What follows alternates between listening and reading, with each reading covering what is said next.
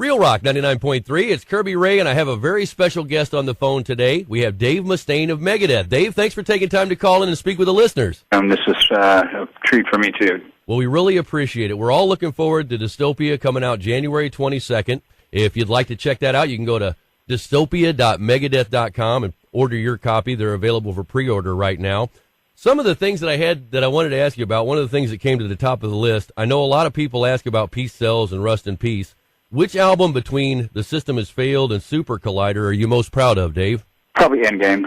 That's cool. That's very cool. Now, can you tell us about some of the topics that you're dealing with on the new CD? Well, it's kind of the same stuff that, I usually write about. There's not really a lot of topics in my particular world that I haven't sang about. It had songs about love, about politics, about war, about,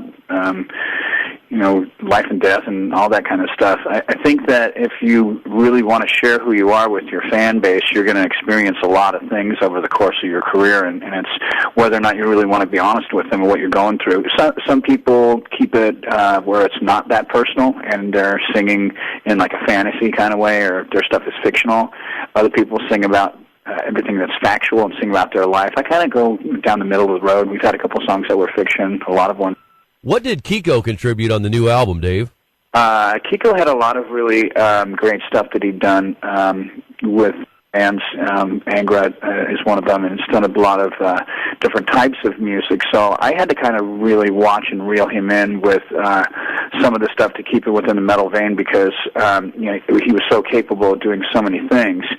So I think the question should be more like, can he do what he did on the record live? Which, because the stuff is so exotic and so high octane, I'm really interested in seeing if he is going to be able to pull it off live.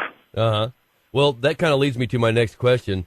What do you think about the new lineup, and what are you looking forward to most on the Killing Road tour with these guys? Well, I love playing with these guys. Chris and I have become really close, and Kiko is a very, very intelligent guy. Granted, he's Brazilian, and there's a little bit of a language barrier, but the guy's brilliant, and we have amazing talks together, so we continue to get closer and closer as a guitar duo, which I think is really important because, if you're playing guitar together at this speed, it's kind of like, synchronized knife fighting kind of thing. You need to know what's going on, or somebody's going to get hurt. Well, I know that you and Dave ELLEFSON formed the band. I guess that your probably friendship is closer now than ever. No, that's not true. Megadeth was already in its formative phase long before I even knew David ELLEFSON. The name Megadeth didn't come up until after Dave and I had met, but there was another bass player before Dave. And I am excited about things. I'm really, really super excited about the way things are right now. Dave and I, we have a friendship that's been up and down over the years. I think our relationship is stable right now, and it's really great to be able to have a band again. I think that if you ask Dave, he'll tell you that he's really happy playing with Chris because, Chris is such an exciting player to play with, and not taking anything away from any of the other players over time. We've had some really terrific players over the years, but sometimes we would have a really great drummer and a really good guitar player, or a really good drummer and a really great guitar player. But it wasn't that at once all four people were at the top of their field, mofos, if you know what I mean. Yeah. Well, I know the closest show to us is going to be March 13th at Oregon Ballroom, and listeners can go to dystopia.megadeth.com, and you can pre-order your tickets there.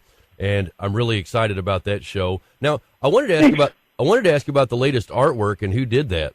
A guy named Brett White had done it, and just got done doing interviews for 3 hours last night in New Zealand and Australia, and they were all saying, "What's the bridge at the Sydney Harbor?" And I was like, I didn't know. Don't think I'm insinuating we're going to come blow up your bridge. Right. So it's funny, the similarity between that bridge down there. I think that's where Brett got his inspiration from. But it's really, really weird because, we had this artwork come out, and then I saw Dream Theater's new album, and it's like, wait a minute. Is that the same artist? It's not, but it's just so bizarre that, the two things look like that. So, Well, I'll tell you, I think Vic never looked better, and I really love the website's look that you have right now. I think everything there looks just awesome, and I'm really proud to be able to share words with you about it. Thanks. Yeah, I like it too.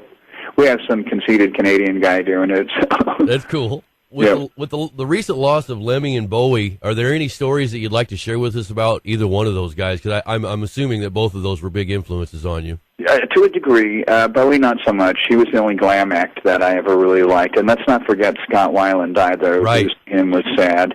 I was close with Scott.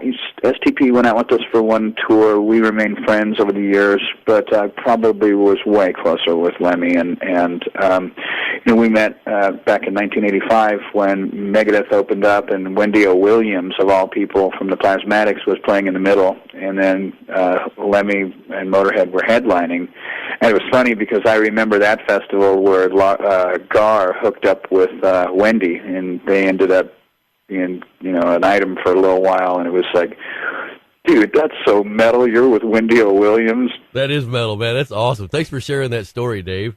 Oh, yeah. Now, someone else I've kind of read along the way that you're influenced by was Bon Scott. He's my favorite lyricist and frontman.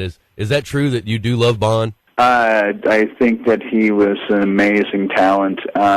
It hasn't been the same for me. I have tremendous respect for Brian Johnson, but, I grew up on Bon, and I think you can change instruments sometimes, but when you change the voice, the band changes.